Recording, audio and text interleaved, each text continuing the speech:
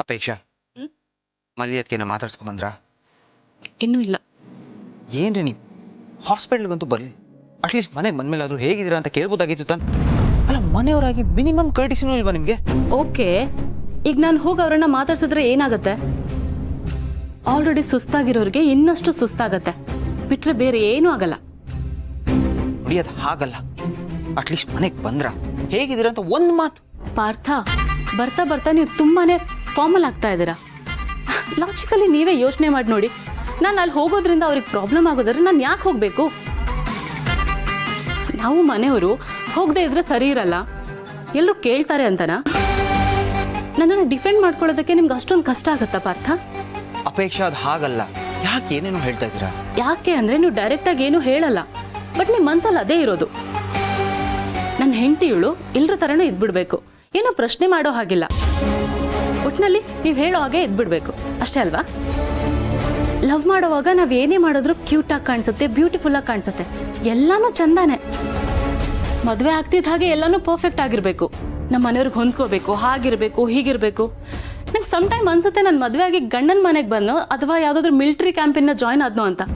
ಅಷ್ಟು ಸ್ಟ್ರಿಕ್ಟ್ ಆಗ್ಬಿಡ್ತೀರಾ ನೀವು, ಅಷ್ಟು ಸೀರಿಯಸ್ ಆಗ್ಬಿಡ್ತೀರಾ. ಮಾತೆತ್ತಿದ್ರೆ ನಮ್ಮ ಮನೆ ಘನತೆ, ಗೌರವ, ರೀತಿ ನೀತಿ ಅಂತೀರಾ.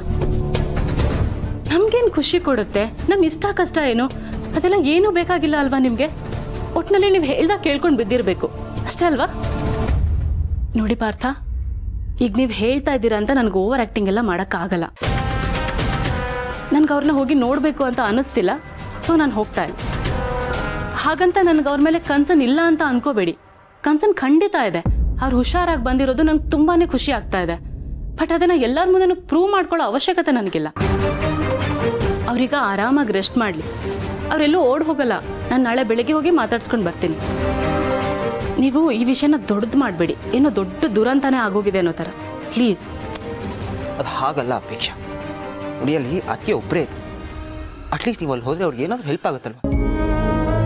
ಅಟ್ಲೀಸ್ಟ್ ಹೆಲ್ಪ್ ಬೇಕಾ ಅಂತ ಆದರೂ ಕೇಳ್ಕೊಂಡ್ ಬರ್ಬೋದಲ್ವಾ? ಸರಿ, ಹೋಗ್ತೀನಿ. ನಮ್ಗೆ ಯಾರು ಹೆಲ್ಪ್ ಮಾಡಲಿಲ್ಲ ಅಂದ್ರು ನಾನು ಹೋಗಿ ಅವ್ರಿಗೆ ಹೆಲ್ಪ್ ಮಾಡ್ತೀನಿ, ಓಕೆನಾ?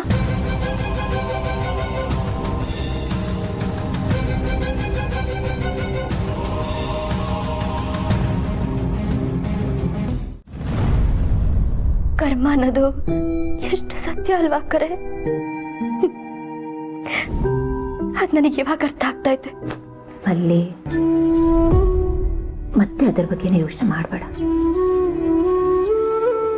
ಇಲ್ಲಿ ನೋಡು ಮಲ್ಲಿ, ಜೀವನದಲ್ಲಿ ನಮ್ಮನ್ನು ಪರೀಕ್ಷೆ ಮಾಡೋದಕ್ಕೆ ಆ ದೇವರು ಮೇಲಿನ ಮೇಲ್ ಕಷ್ಟನ ಕೊಡ್ತಿರ್ತಾರೆ. ಅದನ್ನ ಫೇಸ್ ಮಾಡೋದಕ್ಕೆ ನಾವು ಗಟ್ಟಿ ಆಗ್ಬೇಕು. ಹಂಗಂತ ಅನ್ಕೊಂಡು ನಮಗ್ ನಾವು ಸುಮ್ಮನ್ ಮಾಡ್ಕೋಬೇಕು ಅಷ್ಟೇ. ನನಗ್ ದೇವ್ರ ಮೇಲಿರೋ ನಂಬಿಕೆನ ಹೊಂಟೋಗ್ಬಿಟ್ಟೈತೆ ಅಕ್ಕರೆ. ದೇವ್ರೇ ಇಲ್ಲ, ಅವನಿದ್ದಿದ್ರೆ ಈಗೆಲ್ಲ ಆಗ್ತಿರ್ಲಿಲ್ಲ. ಇಲ್ಲಿ ಯಾವುದು ನಾವ್ ಅನ್ಕೊಂಡಂಗಿಲ್ಲ ಅಕ್ಕರೆ. ಇಲ್ಲಿ ಯಾವುದು ನಾವ್ ಅನ್ಕೊಂಡಂಗ ಆಗಕ್ಕಿಲ್ಲ. ಎಲ್ಲ ನಮ್ ಭ್ರಮೆ ಅಷ್ಟೇ. ಮಲ್ಲಿ, ಯಾಕೆ ಹೀಗೆ ಮಾತಾಡ್ತಿದ್ಯಾ? ಏನಾಯ್ತು? ಏನಿಲ್ಲ ಅಕ್ಕರೆ. ಕಷ್ಟದಾಗಿರೋರ್ಗೆ ಬಾಯಿಗೆ ಬರೋದೆಲ್ಲ ವೇದ ಅಂತಾನೆ ಅನ್ನಂಗೆ ಮಾತಾಡ್ತಿದ್ದೀನಿ ಅಷ್ಟೇ. ನಿಜ ಹೇಳು, ನೀನು ಏನಾಗಿದೆ? ಯಾಕೆ ಈ ರೀತಿ ಎಲ್ಲ ಮಾತಾಡ್ತಿದ್ಯಾ? ಏನೂ ಇಲ್ಲ ಅಕ್ಕರೆ. ನೀನು ಯಾಕೆ ನಲ್ಲಿ ಕಾರಿಂದ ಇಳಿಯಕ್ಕೆ ಹೋದೆ?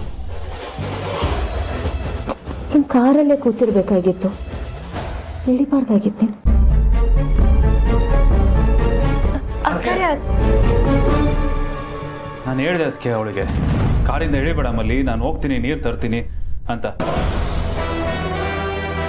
ಅವಳೇ ಹೇಳಿದ ಮತ್ತೆ ಕೇಳಲೇ ಇಲ್ಲ. ಎಂಥ ಕೆಲಸ ಮಾಡಿದೆ ಮಲ್ಲಿ ನೀನು? ನೀನು ಮಾಡಿದ ಕೆಲಸದಿಂದ ನೋಡು ಮನೆಯವರೆಲ್ಲ ಎಂಥ ಪರಿಸ್ಥಿತಿಯಲ್ಲಿ ಇದ್ದೀವಿ ಅಂತ. ಜಯದೇವ್ ಅವರೇ, ಹೋಗ್ಲಿ ಬಿಡಿ. ಅವಳು ಈಗ ತಾನೇ ಇದರಿಂದ ಆಚೆ ಬರ್ತಿದ್ದಾಳೆ. ಇನ್ನು ಈ ವಿಷಯದ ಬಗ್ಗೆ ಮಾತಾಡಬೇಡ. ಸಾರಿ ಅದಕ್ಕೆ. ಮಲ್ಲಿ, ನೀನು ಯಾವುದ್ರ ಬಗ್ಗೆನೂ ಯೋಚನೆ ಮಾಡಬೇಡ. ಹಾಲು ಕುಡಿದು ರೆಸ್ಟ್ ಮಾಡು. ಏನೇ ಬೇಕಿದ್ರು ಎಷ್ಟೊತ್ತೇ ಆಗಲಿ ನನಗೆ ಕಾಲ್ ಮಾಡಿ.